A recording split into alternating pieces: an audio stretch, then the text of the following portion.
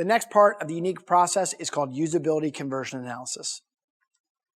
When we develop usability conversion analysis, we're going to be measuring how people engage with your website, and we're also going to be measuring what parts of usability need improvement and how to optimize each opportunity through A/B testing, multivariate testing, and other research methods.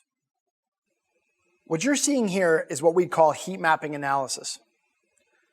On this particular website, the organization assumed that we had a large majority of their audience that would be going to this button here called orthopedic specialties. The reason why they believed this is because the most important information on the entire website was located there. However, what the heat mapping shows is that a large majority of the audience was confused and actually went to the services page instead. This client also spent nearly $250,000 on ambassador videos. And as you can see, there was barely any traffic going to that particular page.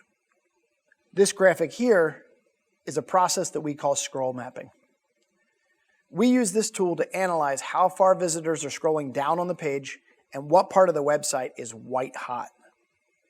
The rule of thumb says that you put your most critical call to actions right in the white hot part of the scroll map. For this client, we were graded on one thing alone: how many appointments could we acquire? As you can see here, this is the make an appointment button. Do you see something wrong here? Do you see how it's shaded slightly yellow?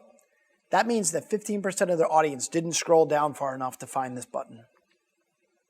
Down at the bottom of the website, there's a video that we believed would bring a lot of value to potential site visitors. However, only 45% of the audience scrolled down far enough to engage with that video. While each industry and website is unique, tracking user engagement is the #1 way across the board to maximize conversion. And that's why we do the exact same testing on mobile devices. Now we come to click mapping. With this functionality, we can monitor every single click that happens on your website. We can do this across a variety of filters, such as new and returning visitors, how long did it take visitors to click, which search terms brought them to the site, what browser did they use, etc., etc. We're able to gather a ton of information from studies like this. For example, we might gather data that tells us that open and click-through rates will improve if we email market to C-level executives on a Sunday night rather than a Tuesday morning at 10 a.m. Next up, we have KPI tracking. This analysis measures not just your major goals, but also your key performance indicators. We put all of these micro engagements into percentages, and we strive to improve these numbers month over month. If you ever heard the phrase, "don't sweat the small stuff," I can tell you that the person who said that has no business in marketing. Marketers need to overanalyze the small stuff to make sure that the desirable end result is as attainable as possible.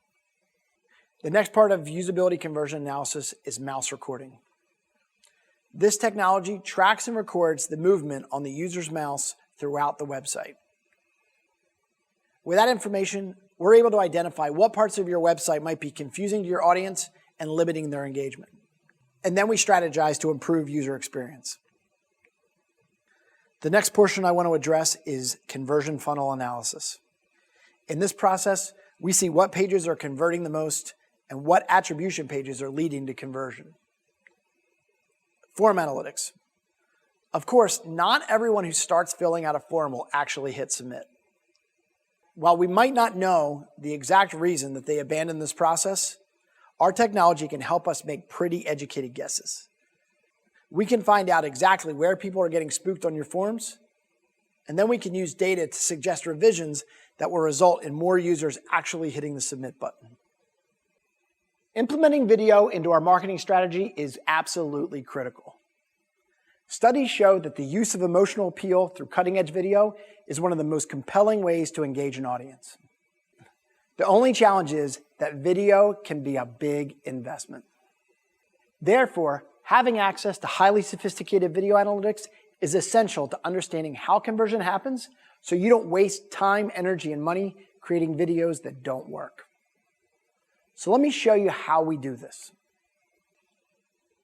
As you can see here, we were able to analyze user viewing experiences and find out where drop-off points are.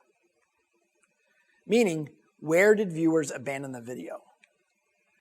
This provides us with the information we need to either edit that video or to have the knowledge to create more effective videos in the future.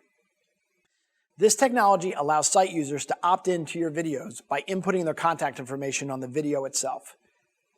That technology can also be seamlessly integrated into your marketing automation platform.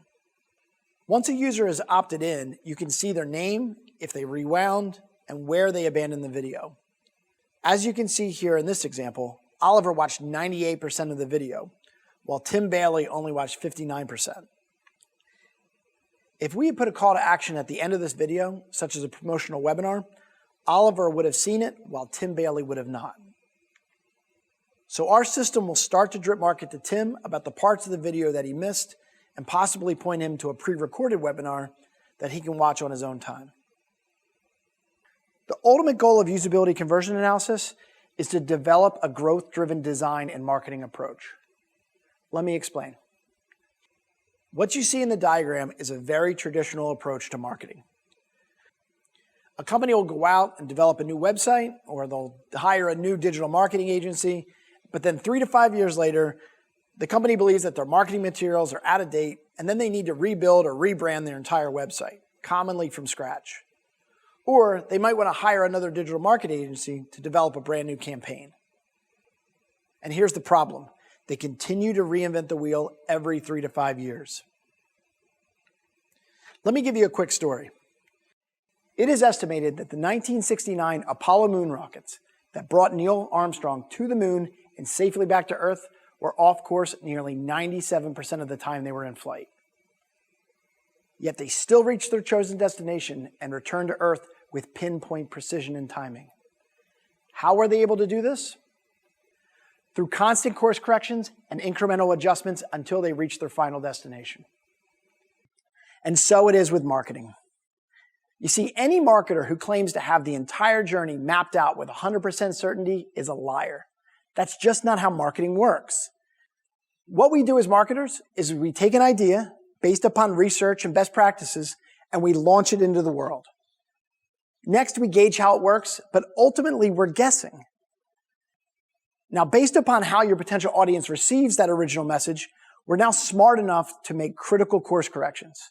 We continue to tweak and craft the message and sharpen the spear over and over again until we get to the exact point we're hoping to achieve.